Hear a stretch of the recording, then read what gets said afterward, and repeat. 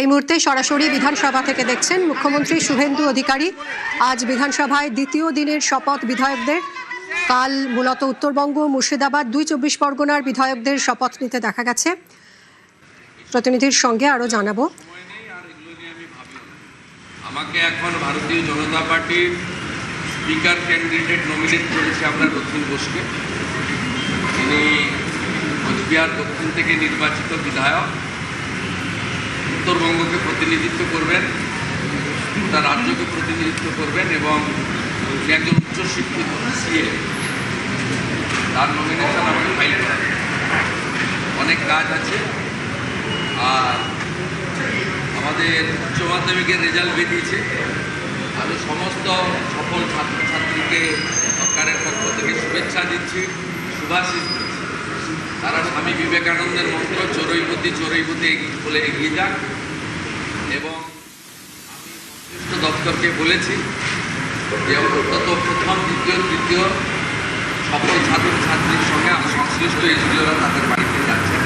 রাজ্য সরকারের পক্ষ থেকে শুভেচ্ছা ফুল ইত্যাদি নিয়ে। ঠিক আছে, আমার প্রায়োরিটি এখন বলছি যে আমার আগামী দিনের প্রজন্ম যারা, তাদের সফলতাটাকে সেলিব্রেট করা, বেস্ট উইশেস দেওয়া আর রথীন ঘোষ মহোদয়কে নমিনেশন করা। অন্য কথাগুলো আমার কানে ঢুকবে না, আমি এগুলো নিয়ে ভাবিত হই। আর আমি নবান্নতে যাব, সব বিদ্যালয়ে বন্দে মাতরম সোমবার থেকে গিয়ে বিদ্যালয় শুরু করতে হবে, সেই নোটিশটা জারি করতে। বিধানসভায় মুখ্যমন্ত্রী শুভেন্দু অধিকারী আজ বিধানসভায় ফের বিধায়কদের শপথ। প্রথম অর্ধে কলকাতা, হাওড়া, হুগলির বিধায়কদের শপথ। আজ ঠিক কোন অর্ডারে শপথ গ্রহণ হবে আমরা কথা বলবো। আবির রয়েছেন সরাসরি। আবির,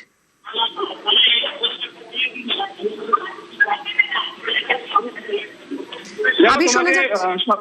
হ্যাঁ বলো। দেখো, তোমাকে সবার আগে জানিয়ে রাখি, সেটা হচ্ছে যে রাজ্য বিধানসভার পরবর্তী স্পিকার হতে চলেছেন রথীন ঘোষ। তিনি কোচবিহার জেলা থেকে তিনি নির্বাচিত হয়েছেন এবং তাকে কিছুক্ষণের মধ্যে যে স্পিকার হিসেবে তার যে মনোনয়ন তা রাজ্য বিজেপির তরফ থেকে দেওয়া হচ্ছে। তুমি জানো যে আজকে কিছুক্ষণ আগেই রাজ্য বিধানসভার তরফ থেকে আগামীকাল যে বিধানসভার অধিবেশন, বিজেপি সরকারের প্রথম যে অধিবেশন তারা যে শুরু করতে চলেছেন তার সরকারের প্রথম যে অধিবেশন তারা যে শুরু করতে চলেছেন তার নোটিফিকেশন ইতিমধ্যে জারি করে দেওয়া হয়েছে। এবং আজকে এই যে শপথ গ্রহণ পর্ব পর্যন্ত যে দায়িত্ব, সেটি প্রোটেম স্পিকার তাপস রায় তিনি সামলাবেন। এবং আগামীকাল সকাল 11টার সময় নিয়ম অনুযায়ী, বিধানসভার রুল বা নিয়ম অনুযায়ী, সেটা হচ্ছে যে হাউসের মধ্যে বিজেপি যে সমস্ত বিধায়করা থাকবেন সেই বিজেপি বিধায়কদের তরফ থেকে জানানো হবে যে তারা স্পিকার হিসাবে কাকে চাইছেন। সেই সময় বিজেপির যারা বিধায়করা রয়েছেন বা বাকি অন্যান্য দলেরও যদি কেউ স্পিকার হিসাবে তাকে সমর্থন করেন তারা হাত তুলবেন। তারপরে প্রোটেম স্পিকারের তরফ থেকে জানানো হবে যে স্পিকার হিসাবে রথীন বাবুকে মনোনীত করা হচ্ছে। তারপরে লিডার অব দ্য হাউস অর্থাৎ এক্ষেত্রে মুখ্যমন্ত্রী শুভেন্দু অধিকারী এবং লিডার অব দ্য অপোজিশন অর্থাৎ এক্ষেত্রে শোভনদেব চট্টোপাধ্যায়, তারা দুজন হাতে একদম রথীন বোসের জন্য যে এই মুহূর্তে নির্দিষ্ট আসন রয়েছে সেখানে পৌঁছবেন। তারা দুজন তাদেরকে নেবেন, সঙ্গে নেবেন এবং তারপর এগিয়ে যাবেন হচ্ছে স্পিকারের চেয়ারের দিকে। তারপরেও একটি নিয়ম রয়েছে, এক্ষেত্রে ডান দিক থেকে অর্থাৎ স্পিকার যেখানে বসেন হাউসের দিকে মুখ করে তার ডান দিক দিয়ে স্পিকারকে নিয়ে যাওয়া হয় এবং বাঁদিক থেকে প্রোটেম স্পিকার আস্তে আস্তে নেমে যান এবং স্পিকারকে চেয়ারে বসিয়ে দেওয়া হয়। এটা হচ্ছে একদম নিয়ম এবং যেটাকে বলা হয় বিধানসভার মেন ডিবেটিং হল বা অধিবেশন কক্ষ, তার মধ্যেই প্রক্রিয়াটি সম্পন্ন হবে। এই প্রক্রিয়া সম্পন্ন হওয়ার পর স্পিকার রথীন বোসের তরফ থেকে যিনি হচ্ছেন বা যিনি স্পিকার নির্বাচিত হবেন আগামীকাল সকাল 11টার একটু সময় পরে, তার তরফ থেকে হাউসকে অ্যাড্রেস করা হবে, অধিবেশনের সকলকে শুভেচ্ছা জানানো হবে এবং তারপর তিনি বিধানসভার যে অধিবেশন সাময়িকভাবে যে মুলতুবি তিনি সেটা ঘোষণা করবেন। পরবর্তী সময় রাজ্য সরকারের তরফ থেকে পরিষদীয় দপ্তর যখন বিধানসভার অধিবেশন ডাকবে সেই বিধানসভার অধিবেশন তখন শুরু হবে। এবং আজকে তুমি দেখলেই যে মুখ্যমন্ত্রী শুভেন্দু অধিকারী তিনি পৌঁছলেন বিধানসভাতেই স্পিকার পদের মনোনয়নের জন্য যে কাজ, সেই কাজ করানোর জন্য, যে প্রক্রিয়াতে এগোবে পরিষদীয় দপ্তর কীভাবে কাজ করবে সেটা করার জন্য। দ্বিতীয়ত তিনি ঘোষণাও করে দিলেন যে যারা উচ্চ মাধ্যমিকে ভালো ফল করেছে তাদের প্রত্যেকের সঙ্গে তিনি টেলিফোনে কথা বলবেন এবং আগামী সোমবার থেকে প্রত্যেক কটা স্কুলে বন্দে মাতরম বাধ্যতামূলক হচ্ছে প্রার্থনা সঙ্গীত হিসাবে। সেই বিষয়েও কিছুক্ষণের মধ্যে তিনি নবান্নে পৌঁছে তাদের তরফ থেকে সিদ্ধান্ত নেওয়া হবে। তবে রাজ্য বিধানসভার এই অধিবেশন পর্ব অত্যন্ত গুরুত্বপূর্ণ এবং গত কয়েকদিন ধরে এই প্রশ্ন ঘুরপাক খাচ্ছিল যে কে স্পিকার হতে চলেছে। তার কারণ প্রথমেই আমরা জানি যে তাপস রায়ের নাম নিয়ে আলোচনা চলছিল, তার কারণ তিনি পরিষদীয় রীতিনীতি রাজনীতি সম্পর্কে অভিজ্ঞ।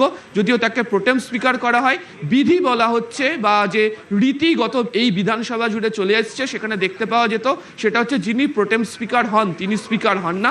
এক্ষেত্রে সেই রীতি বজায় রাখছে হচ্ছে বিজেপি। ফলে রতিন বাবু পরবর্তী তিনি স্পিকার হতে চলেছেন রাজ্য বিধানসভাতে।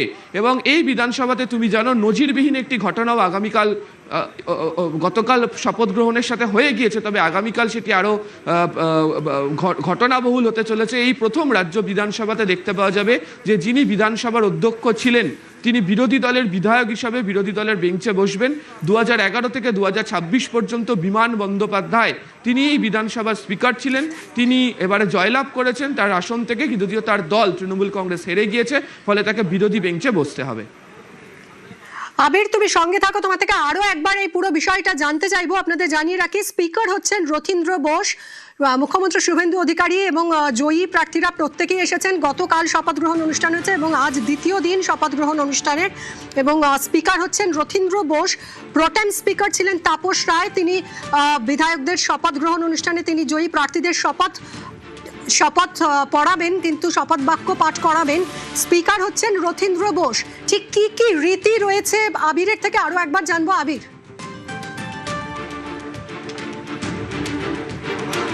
দেখো, রাজ্য বিধানসভাতে যে কার্যাবলী করা হবে অধিবেশন কক্ষের মধ্যে সবকিছুই বিধানসভার যে নির্দিষ্ট রুল বুক সেই নির্দিষ্ট রুল বুকের মধ্যেই একদম লিখে রাখা রয়েছে। এক্ষেত্রে দাঁড়িয়ে প্রোটেম স্পিকারের যে দায়িত্ব সেই দায়িত্ব হচ্ছে প্রোটেম স্পিকারের তরফ থেকে যিনি স্পিকার হিসেবে যিনি মনোনীত হতে চলেছেন, যেহেতু কিছুক্ষণ আগেই জানিয়ে দিয়েছেন মুখ্যমন্ত্রী শুভেন্দু অধিকারী যতীন্দ্রনাথ বোস তিনি স্পিকার হচ্ছেন, ফলে তাকে হাউসের মধ্যে তার নাম উচ্চারিত হবে এবং তারপর যারা যারা তাকে স্পিকার হিসাবে তারা যাকে সমর্থন করবেন, এক্ষেত্রে বিজেপির সমস্ত বিধায়করা তো করবেন, বাকি কোনো রাজনৈতিক দলের প্রতিনিধিরা যদি করতে চান তারাও করবেন এবং তারা সেখানে হাত তুলবেন, তার সমর্থন জানাবেন। প্রোটেম স্পিকার তার নির্দিষ্ট আসন থেকে ঘোষণা করবেন যে বিধানসভার অধ্যক্ষ হিসাবে রতীন্দ্রনাথ বোসকে তা মনোনীত করা হলো। সেই মনোনয়ন পর্বের পর হাউস অব দ্য লিডার অর্থাৎ এক্ষেত্রে মুখ্যমন্ত্রী শুভেন্দু অধিকারী এবং লিডার অব দ্য অপোজিশন এক্ষেত্রে শোভনদেব চট্টোপাধ্যায় তারা দুজন তাদের নিজের আসন ছেড়ে এগিয়ে যাবেন হচ্ছে যিনি স্পিকার হিসাবে মনোনীত হলেন তার কাছে। মনোনীত স্পিকার তাকে নিয়ে তারা এগোবেন স্পিকারের চেয়ারের দিকে এবং এক্ষেত্রে নিয়ম হচ্ছে ডান দিকের স্পিকারের চেয়ারকে পাশ দিয়ে তাদেরকে ওঠাতে হবে, চেয়ারে তারা বসাবেন, বাঁ দিক থেকে প্রোটেম স্পিকার নেমে যাবেন। এটা একদম বিধানসভার রুল বুকে পরিষ্কার করে লিখে দেওয়া হয়েছে এবং তারপরেই যিনি স্পিকার হবেন তার তরফ থেকে হাউসকে অ্যাড্রেস করা হবে।